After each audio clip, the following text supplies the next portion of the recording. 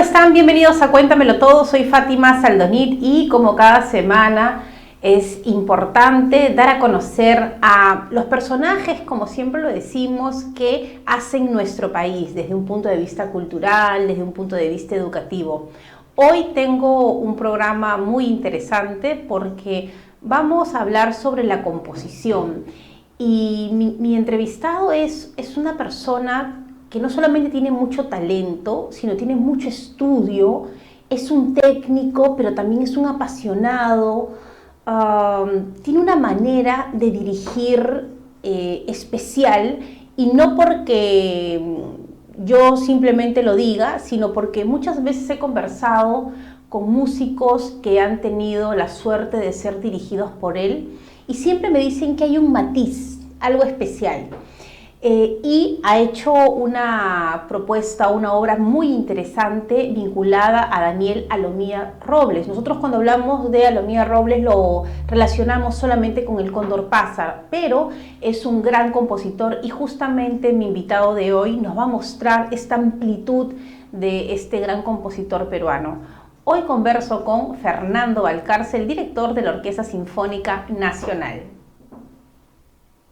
Hola Fátima, gracias por la invitación, muy honrado por ello y además por tus palabras. No, felices de tenerte aquí y además qué importante, Fernando, el poder descubrir una obra que es nuestra pero que no la conocemos. ¿Cómo así nace este trabajo? Bueno, el disco o el álbum que me toca ahora presentar se llama Daniel Alomía Robles Revisitado. Es un nuevo enfoque de la música de Alomía Robles, que es el creador pues, del Cóndor Pasa, esta célebre pieza que nos identifica en el mundo entero. A pesar de ello, el compositor como tal es desconocido, no se han visto sus alcances técnicos, ni la variedad, ni lo que él quiso abarcar.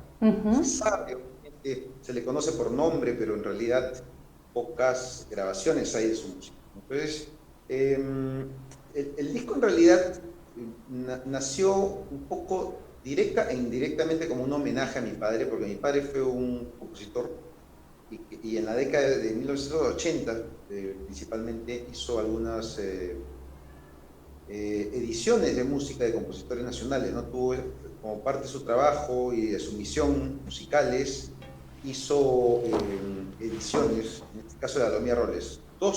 Trabajó en dos cosas importantes. Una es la edición de El Indio, que es un poema musical para quinteto de maderas y piano que hizo Alomía Robles.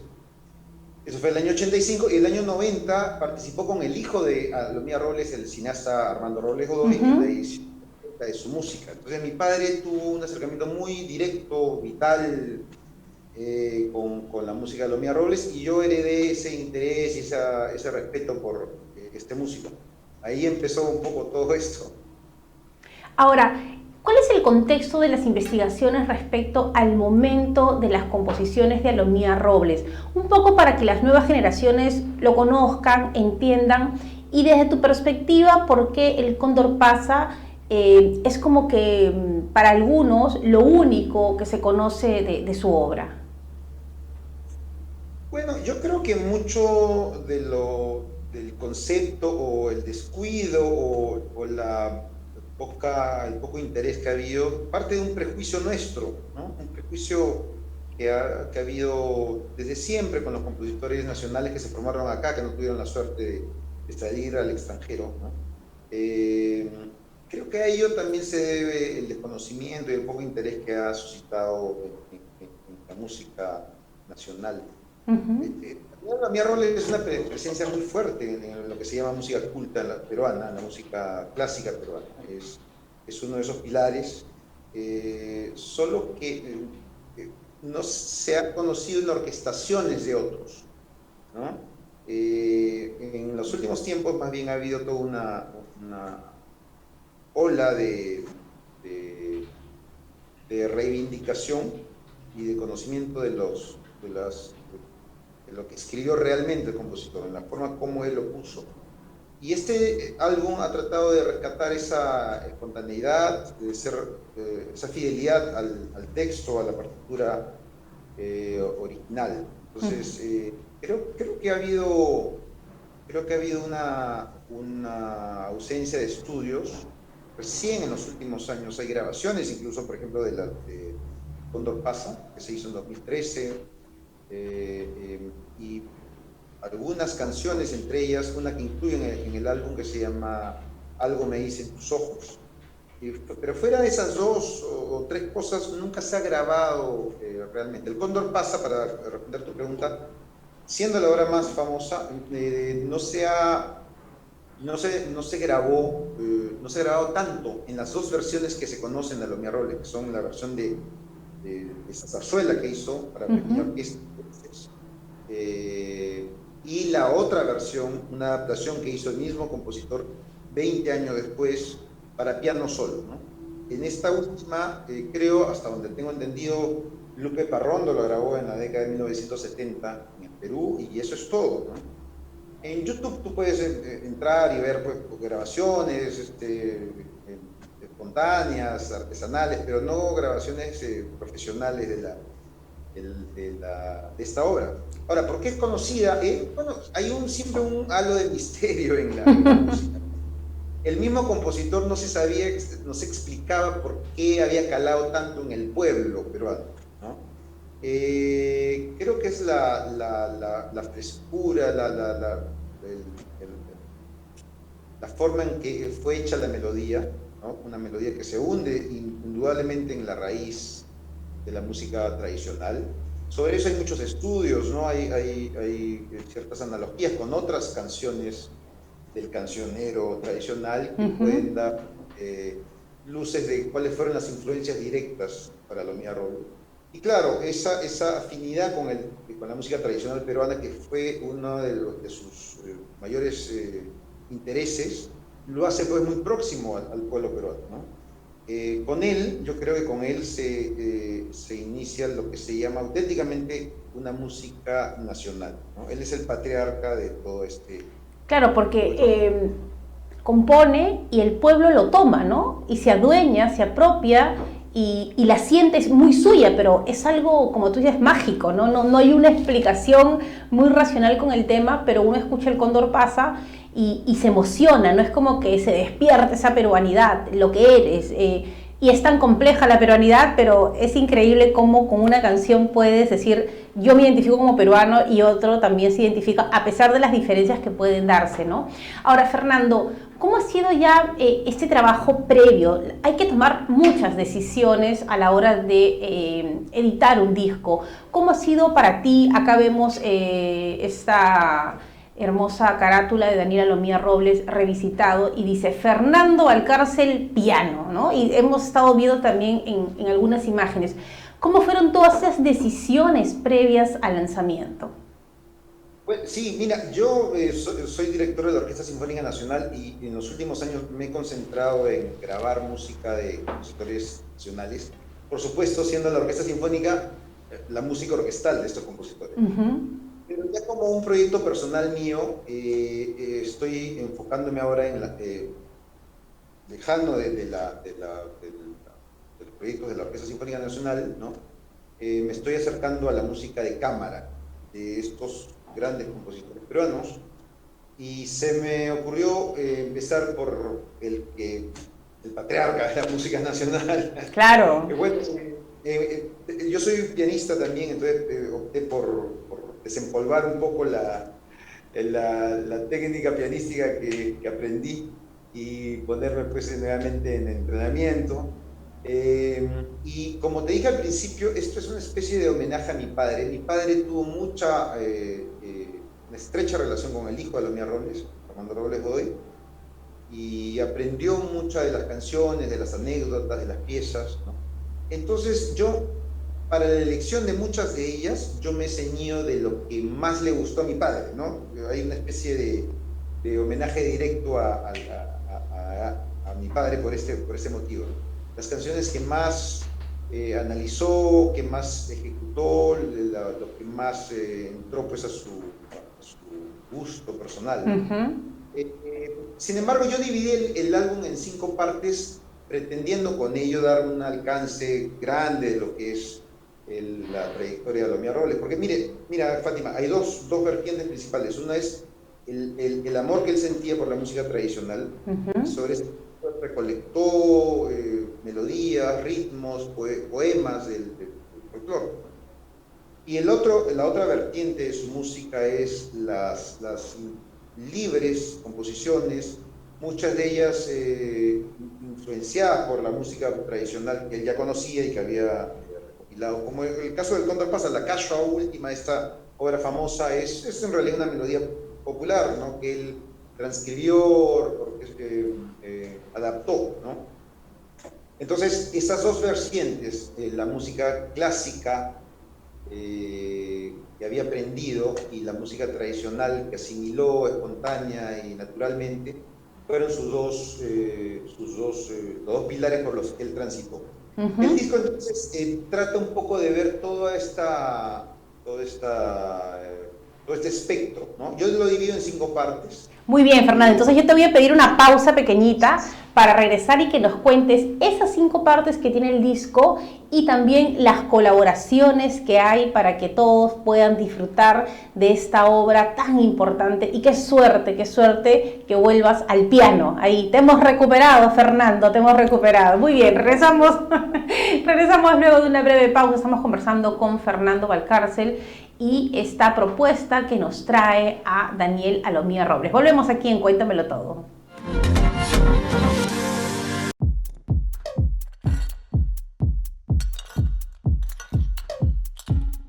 Hola, soy Fátima Saldonit y quiero presentarte La Abeja Producciones, una propuesta que te va a permitir a ti tener tu programa propio. Nosotros nos encargamos absolutamente de todo, desde la producción, la edición y finalmente darte el producto que tú necesitas para que sea visto en tus redes sociales, pero también en nuestro canal digital. Te invito a ser parte de La Abeja Producciones para que puedas seguir creciendo con tus sueños.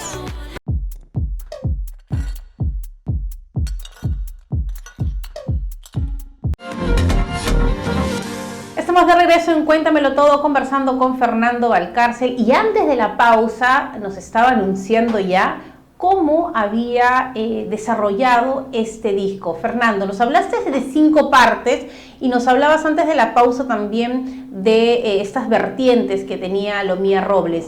¿Qué vamos a encontrar en esas separaciones y por qué lo has hecho así en el disco que nos traes? Sí, te contaba que elegí alguna de las piezas que yo elegí son recomendaciones que en vida me dio mi padre. Otras, yo he tenido que ver pues la edición completa, ¿no? Y he encontrado obras que podían adaptarse un poco, no solamente a mi gusto, sino a lo que yo pretendía, que era abarcar un poco de lo que había sido la trayectoria de Alomía Robles, ¿no? El disco empieza con una elegía, que es una de sus obras más personales, casi exenta de la influencia del folclore, pero que ya denota una personalidad, una fisonomía muy clara suya, ¿no? Un compositor romántico que tiene un control del material musical muy particular. Hay un plan armónico muy interesante en esta elegía. Entonces yo lo puse como inicio, una obra que conjuga un poco la herencia que él había recibido con la visión que tiene hacia el futuro, ¿no? Creía que empezar con esta obra era importante para sacarnos un poco la idea de la sola influencia folclórica directa en su música, ¿no? Posteriormente elegí 4 canciones. Las romanzas, como él las llamaba, o canciones, son, creo yo, lo mejor que hizo él. Lo mismo pensaba su hijo, Armando Robles Godoy. Y creo que es donde el compositor se siente más seguro, ¿no? En su musicalidad, ¿no? Hay igualmente una economía de medios, una estupenda adaptación al texto. En algunos casos, incluso él mismo hizo el poema, ¿no?, que musicalizó. La tercera parte de este disco es muy especial porque entronca a Lomía Robles con una tradición que él empieza en la música peruana. Incluyo en este álbum dos obras que no son de Lomía Robles, sino de Teodoro Valcárcel y de Enrique Pinilla, dos compositores que recibieron el influjo de Lomía Robles muy directamente e hicieron algunas obras que estaban influenciadas por Lomía Robles. En el caso de ambos, cogieron dos melodías que Lomía Robles había transcrito, ni siquiera eran suyas, en realidad eran del folclore peruano que él había adaptado, transcrito, anotado, y en el caso de Pinilla y Valcárcel, tomaron estas melodías y las adaptaron a su propio habla musical, ¿no? A su propio idioma armónico, ¿no? Entonces era una suerte de entroncar el legado de Lomía Robles a toda una tendencia de la música nacional importante, ¿no? La cuarta parte es la danza final, la cachua, una de las formas tradicionales, las danzas antiguas, que él de alguna manera revivió y que lo puso muy y que lo actualizó, ¿no? Fue la cachua. Entonces he elegido algunas dos obras que pues denotan esta parte ya un poco más folclórica de Lomía Robles. Y acabo como una especie de epílogo en esta versión muy original, ¿no? Obviamente me ciño a la partitura original de Lomía Robles, de El Cóndor pasa en su versión para piano solo. Entonces estas 5 partes creo que pueden ser un primer inicio, un primer contacto con la figura de este gran compositor huancaíno. Claro, y además lo interesante es que se han unido varias instituciones para hacer ese trabajo, y eso es lo que debería de pasar, ¿no? A veces uno quiere investigar o quiere presentar algo vinculado a nuestro patrimonio, y si no nos unimos con instituciones no es posible lograr las cosas. Pero además también este disco tiene colaboraciones. ¿Cómo ha sido el apoyo institucional y también quiénes colaboran en el disco? Primero, tengo que agradecer muy particularmente a Álvaro Padilla, productor musical, ingeniero de sonido. Él tiene el Black Cat Studio, ¿no?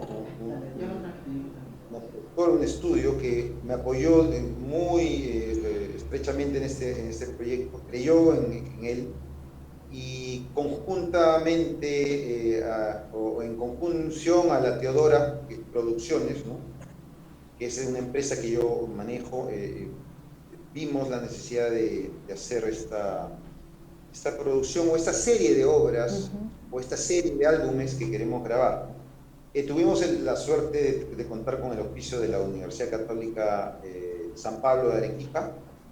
Esos fueron nuestros patrocinadores principales, y hemos tenido auspicio también de la Universidad Nacional de Música y del Gran Teatro Nacional, que nos han cedido pues sus instalaciones para poder hacer la grabación, y el vídeo que ahorita estás compartiendo con las personas que nos están viendo ahora, que está en YouTube. Es un vídeo en donde toco el Cóndor pasa, en la versión, como te dije, para piano.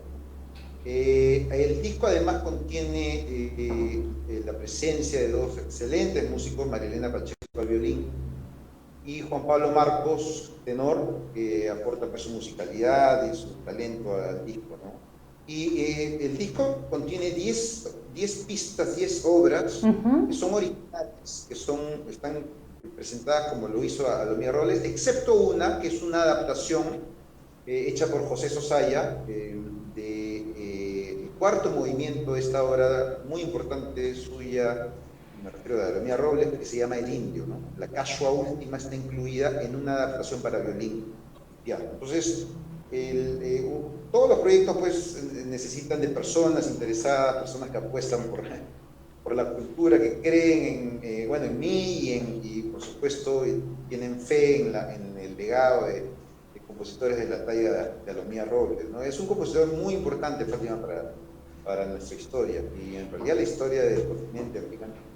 Sí, qué importante realmente que nos puedas presentar ese trabajo. Y ¿cómo fue ya la parte final? ¿Cómo te sentiste? Porque claro, viene el proyecto, viene la idea, vas convocando gente y al final se logra.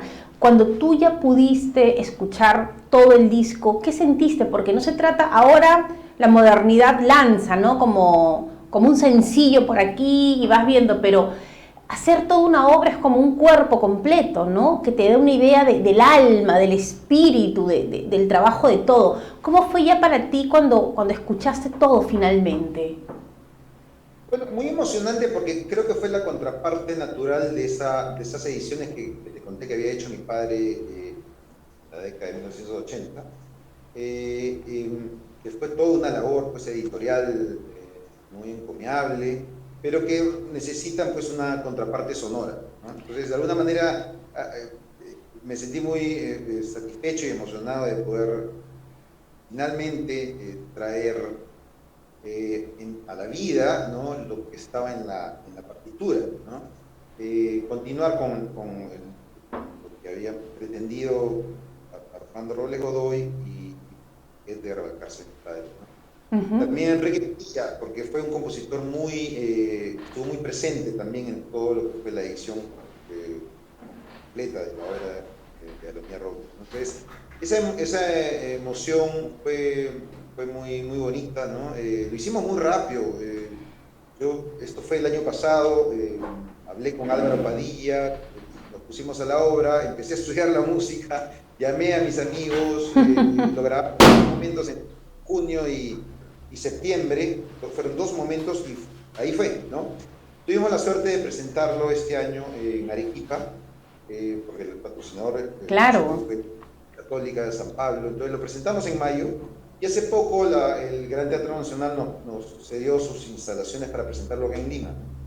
Entonces, verlo, escucharlo, verlo el vídeo que pudimos también hacer para la ocasión, bueno, me da no solamente satisfacción, sino también la premura de continuar con estos proyectos porque lo que no hay en la música nacional son grabaciones, lo que sobra es talento, ¿no? Sí, pero falta el material.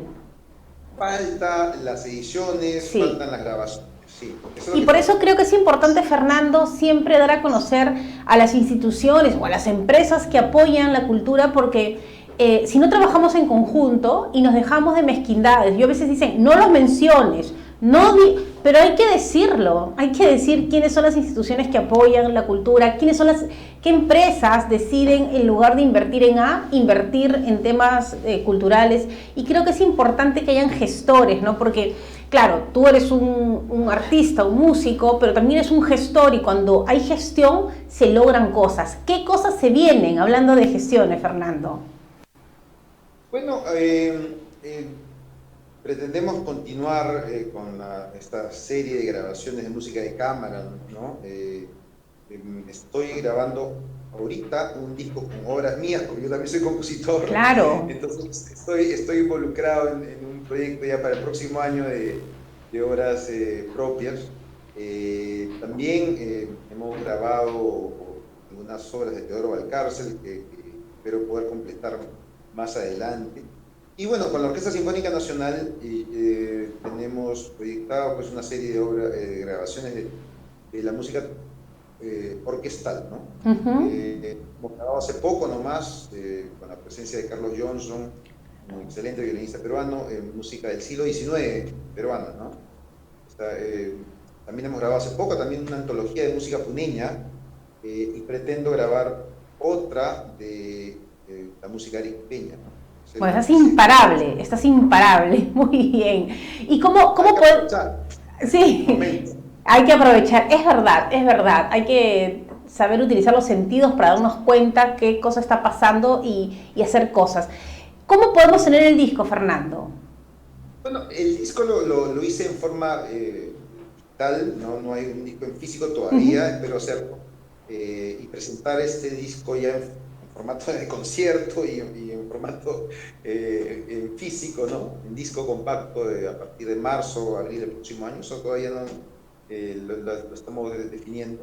Pero sí se puede descargar gratuitamente en las plataformas digitales como Spotify, ¿no? Claro, Música, Apple Music, etc. En realidad, Tidal, ¿no? Deezer, Hay muchas plataformas digitales que contienen ya el disco de Daniel Alomía Robles revisitado. Muy bien, realmente gracias por ese trabajo, gracias por esta entrega y sobre todo por algo tan importante que es la memoria de un país, ¿no? Y la memoria está justamente en todos aquellos que han aportado antes que nosotros y hay que rescatar, hay que hacer el material, como bien dices, y entregarlo a las nuevas generaciones. Fernando, muchas gracias por la entrevista. No, Fátima, gracias a ti por tu interés, por el afecto hacia la labor musical y bueno, espero poder visitarte nuevamente con otros proyectos ya concretados. Claro que sí, y yo invito a todo el mundo que vaya a escuchar a la Orquesta Sinfónica Nacional porque, Fernando, hay mucha gente que nunca en su vida ha tenido la oportunidad de ir por X motivos, ¿no? Y es una...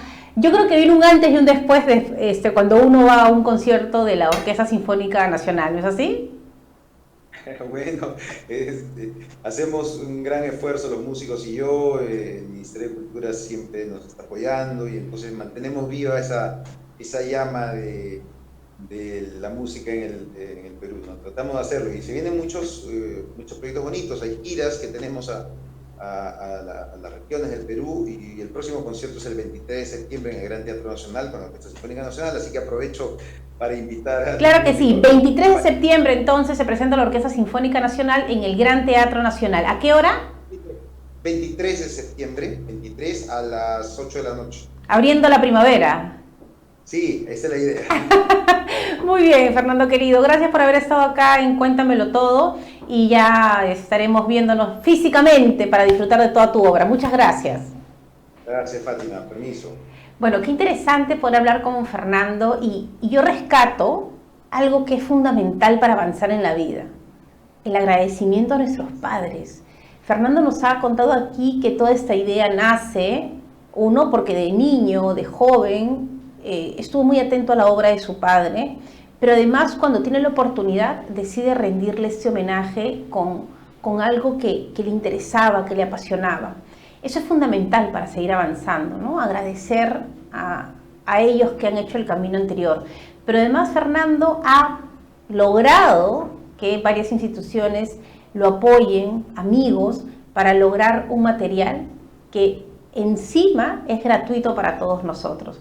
Yo los invito a descargarse en las diversas aplicaciones esta propuesta de Daniel Alomía Robles, revisitado, que nos ha traído Fernando Valcárcel. Tenemos que hacer una pausa, regresamos con más aquí en Cuéntamelo Todo.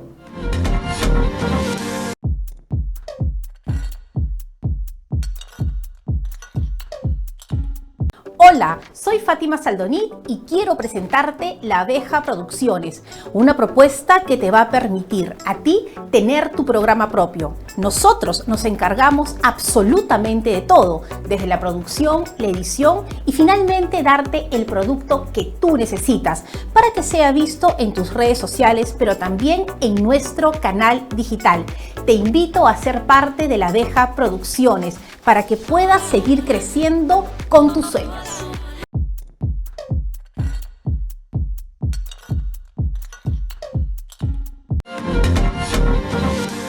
Estamos de regreso en Cuéntamelo Todo y ahora sí debo confesar que estoy emocionada por mi siguiente entrevistado.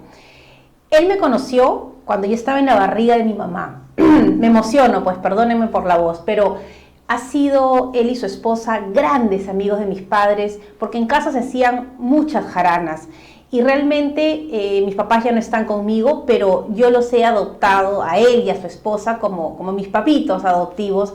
Y realmente para mí es un honor poder entrevistarlo porque es un talentoso compositor.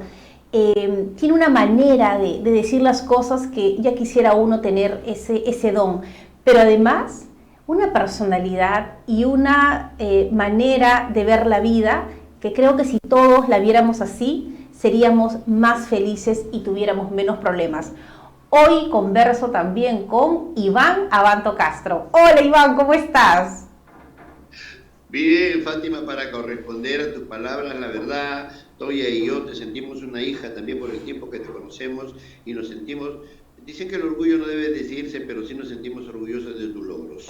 Gracias, Iván. Y yo justamente aquí en el programa quería un poco compartir con toda la gente que nos ve sobre tu obra, porque uno habla de los compositores y muchas veces no sabemos de lo que estamos hablando. ¿Qué es un compositor? ¿Es el que hace la letra? ¿Es el que hace la melodía? ¿Cómo se define? A ver, en la ABDAIC, cuando tú registras un tema, el formulario de registro establece así fehacientemente, taxativo, que dice, el autor es el que hace la letra y el compositor el que hace la melodía o la música. Y cuando alguien... Pero en tu caso tú haces ambas cosas. En la mayoría de las canciones, pero en otras he compuesto, como ya más adelante conversaremos, a la limón con la Toya, ¿no? Es decir, ella ha hecho... La Toya y mi esposa, Toya Hernández, también es autora, por ejemplo, en este caso específico, ella es autora, hace poemas y yo los musicalizo. También lo ha musicalizado Fernando Rentería, mi hijo Iván Abanto también ha musicalizado tema de ella, pero ahí está la diferencia de lo que justamente tú consultas. Autora, Toya, no es compositora. Compositores somos los que le hacemos la melodía a sus letras. ¿Y cómo eras de niño? O sea, ¿en qué momento de tu niñez tú empiezas a escribir o a imaginar o a ponerte en el lugar del otro? Porque muchas de las personas dicen, es que no puede ser que alguien viva tanto. No, es que te pones también en el lugar y en los sentimientos del otro. Pero desde chico, ¿en qué momento es que nace? Claro, es cuestión de inspiración, no siempre es una vivencia personal del compositor. Yo recibí una influencia muy fuerte de un profesor de literatura, Jorge Bernet Oviedo, y nos impactó a un grupo de amigos que empezamos a pensar en poesía, porque nos volvimos unos asiduos a la lectura, a la literatura, y tratábamos de inventar palabras, mejor dicho, de recopilar palabras nuevas para hablar entre nosotros. Es una cosa loca que nos pasó en esa época. Y empecé a componer. Yo tenía 14 años, 15 años cuando empecé a componer, y en esa época conocí a un señor Lucho Aguilar, que es el de la nueva ola. A los 16, 17 años me llevó a Radio Mundial, que había un programa que se llamaba Acuarela Estudiantil. Mira, y ahí conocí a la dama del verso, a Cecilia del Risco, que después fue, ella era Cecilia Risco Balbán, y su padre era amigo de mi padre, y ahí nos conocimos, teníamos ciertas amigas, ¿no? Entonces, pero yo empecé a componer así a los 16 años más o menos, por esa edad. Hice un tema, Ya no tiene alma mi canción, hice Ya no vuelvas, y hice Chiquilla mía, esos 3 temas que fueron el orden en que se grabaron después más adelante, ¿no? ¿Y qué te motivó? Es decir, la historia de alguien, algo que tú sentías. Sí, no respondía a lo que tú mencionaste. El compositor, alguna vez escuché de un autor, creo que fue del poeta César Calvo, que dijo que la inspiración está por encima de todas las personas, pero solamente los creativos, los compositores, los autores, pueden coger la idea y desarrollarla. Porque como tú conoces, sabemos, los temas son uno solo, el amor, ¿no? El desengaño. Pero cómo lo dices, cómo lo desarrollas, ese es el tema. ¿Cómo lo haces? Ahora, en tu caso, el proceso creativo que tú tienes, ¿te viene de pronto eso que dicen, estoy en un micro y tengo que parar? Bueno, ahora tenemos celulares, ¿no? O te sientas y es un trabajo metódico y dices, hoy voy a escribir algo. ¿Cómo fluye en ti? No, porque inclusive al final de esta conversación te quería comentar que yo estoy escribiendo cuentos y escribo décimas. Y yo me siento a la computadora e inicio el tema y lo trato de desarrollar con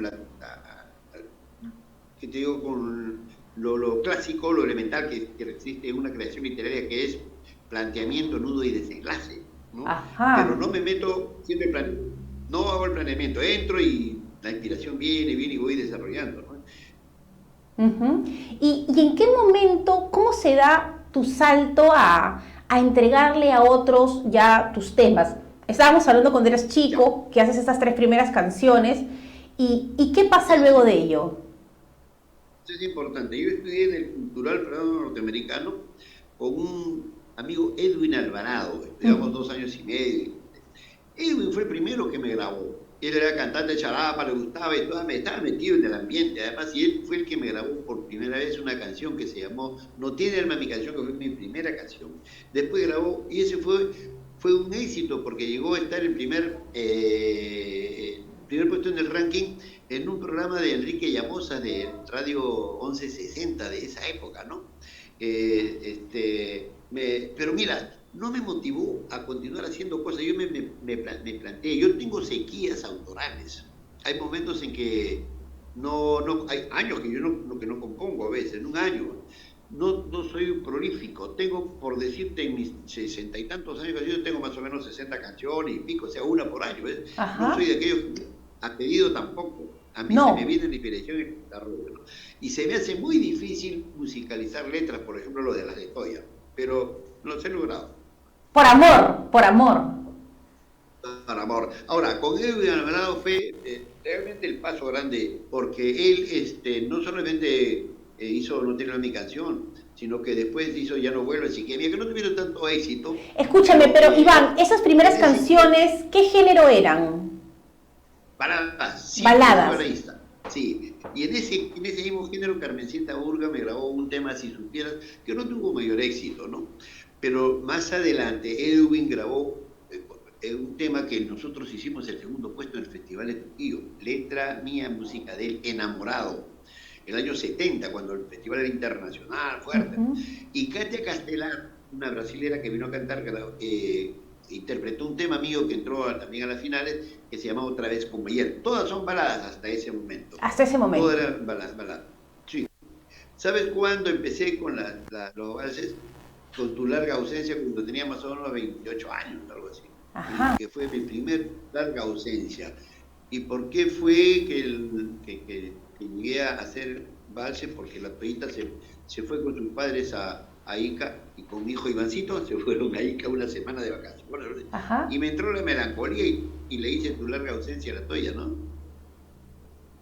Y luego cuando tú escribes, por ejemplo, Tu larga ausencia, y llega el momento en que la escuchas en la voz de otro, ¿qué sientes como autor, como compositor?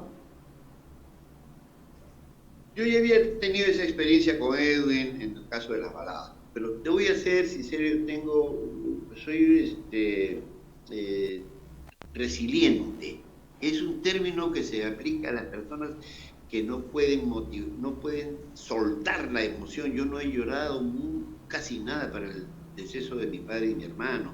Y cuando ganamos el festival el segundo puesto del festival de Trujillo, que era festival de Trujillo en esa época, tampoco salté ni nada. Entonces, no puedo, y eso es malo además, ¿no? Porque dice que no se debe cortar las emociones.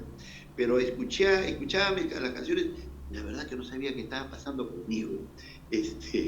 Cuando pasó el tiempo, tú sabes que en alguna oportunidad Edwin más adelante grabó Volver, que fue un éxito rotundo en todo el Perú.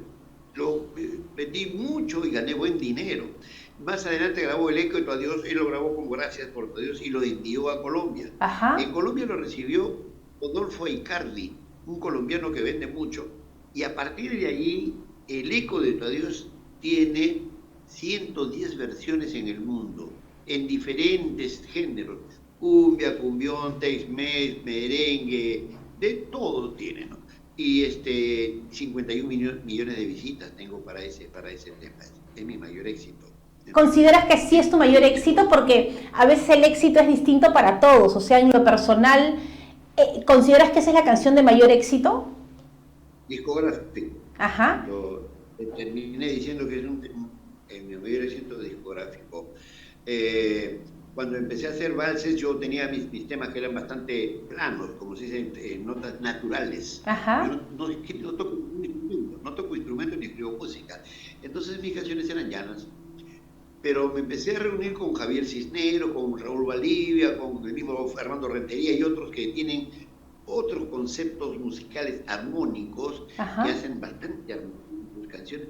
Y yo dije, yo también puedo, ¿no? Intentaré. Y entonces empecé a hacer canciones que tienen otras condiciones, como por ejemplo el que tuve la oportunidad de cantar en tu dignísimo hogar, que es Los colores del amor, ¿no? Que tiene bella la canción. Armonía. Y con ese tema gané un festival en Sony M, porque Sony organizó un festival para 12 ganadores de ese festival, que cada uno debía interpretar su canción. Y por ese motivo, además, soy socio de la UDAI, y gracias a Toya, porque ella fue la que presentó el tema. Muy bien, Iván, vamos a hacer una pequeñísima pausa y vamos a seguir conversando sobre tu trayectoria, tu gran aporte como personalidad de la cultura y, por supuesto, la belleza de las palabras puesto en tu papel siempre. Hacemos una pausa, regresamos aquí en Cuéntamelo Todo, hoy conversando con Iván Abanto.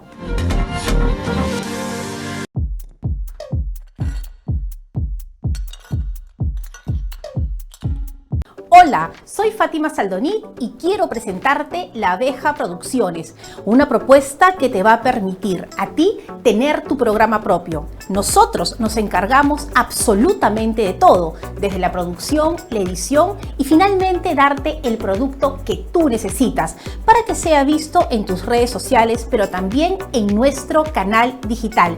Te invito a ser parte de La Abeja Producciones para que puedas seguir creciendo con tus sueños.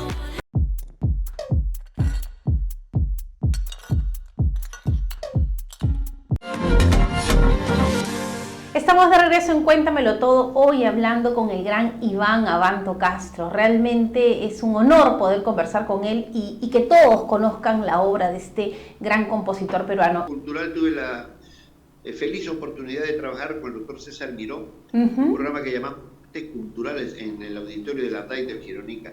Presentábamos temas culturales de diferentes géneros, de diferentes motivaciones, ¿no? El doctor César Miró era el director del programa, yo era el conductor, pero aprendí mucho con él. Yo salía del banco corriendo para ir a conversar con él porque era una fuente de sabiduría. Claro, porque algo que no saben es que tú paralelamente trabajabas en el Banco Continental. Así es. Y ahí fue que precisamente fundamos con Hugo Paredes La Peña del Banco Continental, y yo tuve la oportunidad de conducir, porque yo no cantaba, ¿no? O sea, a mí me gusta cantar además. Entonces, conducí el programa. Y ahí, en una oportunidad, nos invitaron para un homenaje al Señor de los Milagros que iba a hacer la TAI. Me invitó Juanito Mosto. Fuimos, me vio el doctor Miró, y en ese cambio que hubo de presidencia justamente fue que me invitó para hacer este trabajo. Paralelamente, tuve un programa de radio Omega, que era de la Arzobispado, que Hugo Paredes, que ha sido siempre mi adú de trabajo. Hicimos la hora de gala peruana durante 7 años, con programas en vivo los sábados, y donde ha habido la oportunidad de no descubrir. Yo no creo que descubrir sea cuando van a mi programa. Yo no fui a buscarlos y los descubrieron. Estuvieron Carlos Castillo, Caterín Cuadro, Pamela Banto, Renzo Gil, Carlos Ayala, una serie de músicos e intérpretes jovencitos, hasta que del colegio iba, ¿no? Pero tuvimos la oportunidad esa de darles el micrófono, ¿no? Eso creo que es uno de mis buenos logros en el ámbito de la cultura, porque fueron niños, adolescentes, que luego tienen ahora, pues, están en la palestra, están cantando en la televisión, han grabado discos, ¿no? Ahora, Iván, a mí me gustaría, sabes que el programa se llama Cuéntamelo Todo, pues, los secretos. De las canciones más importantes que tú tienes, me gustaría que nos cuentes la historia de esa canción. Bueno, mira, uno de los temas, el valse, por decir, no, el eco de Dios, tanto Volver como el eco de Dios, yo tenía 16 años, no tenía mucha historia que contar en realidad, sino que simplemente fue una cuestión de inspiración, ¿no? Que Dios da, porque yo siempre agradezco este talento a Dios, no hay otra. Entonces, de eso no, pero por ejemplo, inclusive, mira, al respecto, tengo una canción en la que yo hablaba de como si yo fuera viudo, ¿no? Que había fallecido mi esposa. Esto lo grabó Carmencita Burga, ¿no? Pero fue imaginado, obviamente. Yo nunca claro. Y quiero ser. ¿No? Entonces, estas cosas son las que el compositor adopta de otras versiones. Por ejemplo, la historia a usted, señora, usted que es un tema que compuse con Toya, Toya la autora y yo el compositor. Esa letra la hizo Toya basada en la historia de una compañera de trabajo que había tenido un problema malucoso, ¿no? Y bueno, trajo la historia, la desarrolló, bueno, hacerle música a una letra, en mi caso, que no toco instrumentos algunos, se me hizo difícil, pero lo hicimos. Y desde ahí ella trajo desde que soy tuya y otros temas más que fueron bastante, con muchas versiones, ¿no? Pero yo particularmente las canciones que he hecho no tienen salvo lo que te comenté de el primer vals, Tu larga ausencia, ese sí tiene una historia propia, porque como te repito, todavía se fue de viaje y yo la extrañé. Pero después el resto todo ha sido bastante elucubrado por mi mente, ha sido gestionado por una cuestión de imaginación e inspiración que yo agradezco a Dios, francamente. Ahora, ¿qué es lo más difícil de la composición? O sea, llega un momento en que el papel queda en blanco, llega un momento en que lo arrugas y lo tiras al tacho o borras la pantalla. O en tu caso, fluye todo libremente. Mira, dime. O fluye libremente. O sea, ¿tienes momentos de vacío que quieres componer y no puedes? ¿O no ha pasado eso? Sí, en mi caso sí, porque hay compositores muy famosos y algunos no, que tú les das un tema y lo desarrollan al toque, inmediatamente, tienen esa capacidad. Dios da ese talento, yo no. Yo he tenido canciones que no he terminado nunca, y el hecho de que tenga solamente 60 y tantas canciones en 50 y tantos, 60 años de compositor que tengo, o sea, una canción por año evidencia que no tengo esa facilidad para crear inmediatamente. Hay canciones como el tema con que gané el Festival de Trujillo del 2021 con José Antonio, el hijo de Roncayulo. Ganamos el Festival de Trujillo con un tema, Por eso te amo. Ese tema creo que lo hice en 3 meses, porque iba y venía la inspiración y hasta que lo concluí, pero gracias a Dios fue un buen tema porque gané el Festival de Trujillo, ¿no? De 2001. Sí, pero ya te digo, vivencias así personales, no, la verdad que no. Porque yo soy romántico, soy de amores. Ajá. Yo hablo de amor, esa cosa, ¿no? Pero, por ejemplo, el tema que canté en tu casa que titulé Tengo que hablar contigo, eso sí está inspirado, por decirte, en un amor guardado, ¿no? Yo a Toya la conquisté con una cartita y al año me respondió, como le conté, y era otras épocas. Claro. No tenía que confesar el amor, ¿no? Declararse se llamaba eso, ¿no? Y no siempre era aceptado, entonces había temor. Entonces era por cartita. Esa canción sí guarda relación con mi vivencia mi declaración con todo. Ahora, en esos tiempos de modernidad, Iván, muchos creen que todo es muy fácil. Y los jóvenes dicen, yo compongo, ¿no? Y las composiciones a veces uno dice, ¿qué cosas quieren decir? ¿Cuáles son, según tú, las características que debe tener alguien que quiere dedicarse a componer, a escribir una canción? O sea, ¿qué se necesita? ¿Pasión? ¿Leer? ¿Escuchar? ¿Qué camino seguir? Yo adopté un camino totalmente personal. Yo dejé de escuchar canciones y mea culpa. Yo reconozco que no recuerdo canciones, creo que hasta Nicola Di Bari y un poco más adelante, pero no escuché nunca más, ¿no? Simplemente por no querer copiar, contagiarme. Ser influenciado. La reminiscencia autoral se llama, ¿no? Porque hay reminiscencias autorales que uno, sin querer, queriendo, toma de otros autores. Pero la recomendación en primer término, creo yo, es la lectura.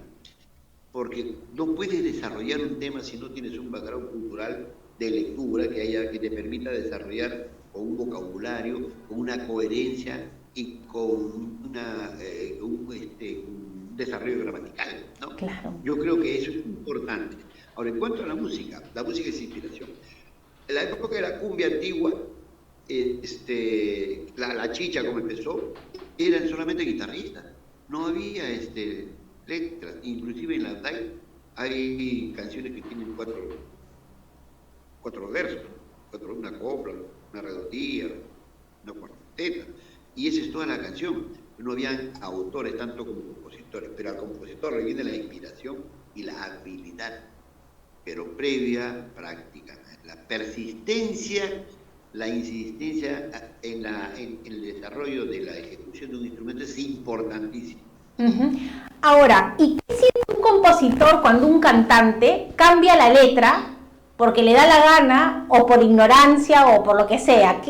¿Se siente mal? ¿Qué pasa con el que ha escrito esa letra? Me ha sucedido. Yo la verdad no resiento mucho el cambio porque en 2 oportunidades que han hecho el cambio no han variado mucho el sentido, no ha dejado de ser totalmente coherente, pero no fue para mi gusto. Pero cuando ya está grabado, madre, no puedes hacer otra cosa. Decirle simplemente que lo corrija, pero en las versiones presenciales. Pero ya está grabado de esa manera. Y la gente lo aprende así, ¿no? Mucha gente cantaba a las 4 de la mañana cuando el sol se va a ocultar, ¿no? Que lo habían grabado de esa manera, el sol se va a ocultar y a las 4 de la mañana se deja, no sé dónde, Claro. Era de las 4 de la mañana hasta que el sol se va a ocultar, pero todo el mundo lo cantó de esa manera porque, ya te digo, una vez grabado la gente lo copió, todo el mundo. Claro, qué peligroso eso. Ahora, Iván, ¿cómo ha sido para ti este apoyo que siempre has tenido de tu familia, ¿no? Porque tú tienes una familia fantástica, con Toya, con tus hijos, tus nietos, que es como un gran soporte creativo, ¿no? Y todos se alimentan para seguir creando y dando a este país. ¿Qué significa para ti? Bueno, el apoyo familiar es fundamental. Cuando yo tenía los programas de radio, de la TAI, yo tenía que salir a buscar, a invitar a intérpretes, ¿no? Y Toya sabía perfectamente lo que tenía que hacer. Entonces había esa comprensión, ese apoyo que siempre necesitamos para este tipo de actividades. En cuanto a lo que es literario, Toya también empezó a componer y para mí es un refuerzo, porque el refuerzo significa simplemente que ya no estoy solo en mi casa. Ya no estoy solo componiendo en mi casa, también tengo a alguien que escribe poemas, la Toyita, le he hecho una recopilación de poemas y otras cosas, ¿no? Yo considero que eso es fundamental. Como antes mencionaba, para la producción es la lectura. Felipe Pingló Alba tenía en un bolsillo a Amado Nervo y en el otro bolsillo a Rubén Darío. Entonces no era un aficionado a la composición, era un hombre que tenía mucho background cultural y que por eso es que compuso lo que compuso. Y a propósito, te quiero mencionar algo antes que se pase el tiempo. Soy presidente de la Asociación Cultural Amigos Pinglistas, que desarrollamos, preservamos y difundimos las canciones de todo el legado cultural que ha dejado el maestro Felipe Pingló, y hacemos romerías el 13 de mayo, que es el día de su deceso, el 18 de julio, que es de su nacimiento, y en octubre, que es un traslado a su mausoleo. La municipalidad nos ha apoyado en trabajo que hacemos, porque tenemos un elenco artístico que nos presentamos en varias oportunidades en los sitios ad hoc y criollos que la municipalidad designaba. Esa es una cápita que quería hacer. Me importa mucho mencionar esto de Amigos Pinglistas, porque es una labor muy importante que estamos realizando. Claro que sí. Claro, pero está referido justamente a lo que el compositor debe tener. El compositor no puede ser simplemente alguien que voy a pedir perdón por lo que digo, ¿no? Que diga, ¿no? Te quiero mucho y si te vas te voy a extrañar y cuando vuelvas seré feliz. Por favor, eso no puede ser. Es que hay canciones así, lamentablemente, ¿no? Yo no estoy de acuerdo con eso. Soy un purista, además. Ajá. A mí me gusta. Sí, bueno, Iván, y antes que se nos acabe el programa, ahora estás en esta faceta de los cuentos, que ya haremos otra entrevista, te lo prometo, para hablar de esta nueva etapa. Sí, claro. Ahora estamos metidos, cuando hemos estado metidos en casa empecé a hacer cuentos, tengo 8, 9, 10 cuentos, escribo décimas, estoy terminando mi libro de décimas y eso será motivo de otra conversación que yo voy a agradecer. De todas maneras, cuando esté el libro de décimas y los cuentos, aquí en Cuéntamelo Todo, me contarás todos los detalles. Iván, muchas gracias por esta pequeña entrevista. Contigo tendríamos que hablar horas de horas, pero nuevamente te invitaré para tan amplia. Y como siempre, todo mi cariño para ti. Infinitamente gracias de parte de mi familia, de parte mía. Estamos siempre contigo, tú sabes, Fátima, y celebro tu gran labor, la gran labor que estás realizando en pro de la cultura. Bendiciones. Listo, muchas gracias, Iván. Realmente qué interesante poder conversar con alguien como Iván Abanto, que es alguien que está dentro de mis recuerdos de niñez. Siempre iba a su casa, he estado con sus hijos, con Armando, quien quiero tanto, con Iván, que también hemos pasado tantas cosas lindas. Y lo que yo quería era que ustedes conozcan esta obra de él. Yo sé que inmediatamente ahora van a empezar exposiciones. Y quiero que cuando escuchen lo que él escribe, se den cuenta cómo el correcto uso del lenguaje, la palabra ideal, la manera de enamorar, la manera de reflexionar, la manera de sufrir, es distinta en una palabra creativa. Pero además lo que yo le agradezco a Iván es su sentido del humor, porque en estos tiempos donde toda la gente va corriendo de un lado a otro y todo el mundo reniega, él es como un oasis, ¿no? Ponerse a conversar con él, escuchar una de sus bromas o una historia de Iván Abanto nos refresca y nos enseña que la vida era así, un momento que uno debe de decidir ser feliz. Gracias por habernos acompañado el próximo miércoles para contarles más historias aquí en Cuéntamelo Todo. Chao.